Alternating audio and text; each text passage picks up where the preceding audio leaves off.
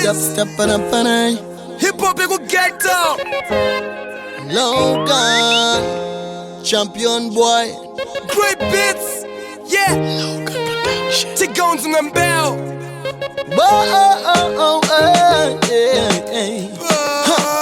Ninamirane way ghetto rangu nyangwe ziwomese ghetto rangu pazichanwa dzandi chakupukuta misodzi yako sima ndinokudaiwe ghetto rangu mirai ndimbokudza ingano itaidze funde munzwe kanyaya kano sirisa chokuti pano kanya yake munhu aidhererwa kunge tsano zita rakainzi imwe mbeu chitora matano. All he knew is PF but aishaya zano angakurira murwera pachona vamwe vane utano and making it was hard waisasvika chero karova nhano mariro mazhinji akaitike achikurira munhamo future yake stress akazongoti pakuda namo muchiwindi maricho ese akabuda ndamo he didn't choose poor life akazongona amuraramo asi mwari ndivo vakaronga zvese ivo zvese zvaiitika mugeto ndizvo zvakamupa ruzivo kuti agodzidzisawo vekwake kozi mwari vanga vamupa gift kuti asazoshayewo kamuriwo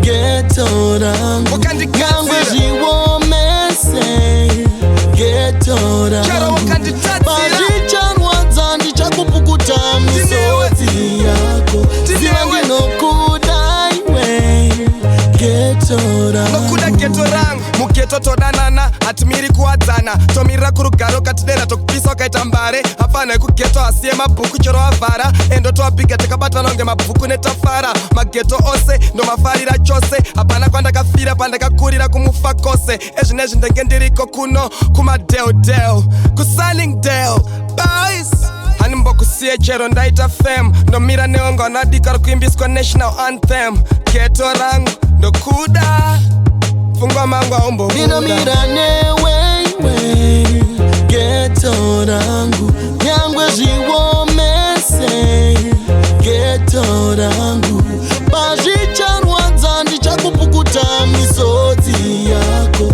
ziva ndinokudaiwe ghetto rangu basa blank to every ghetto in Africa, hey. Together we stand, divided we can never conquer. Dinotenda most time, the ghetto rangu randi no disisa.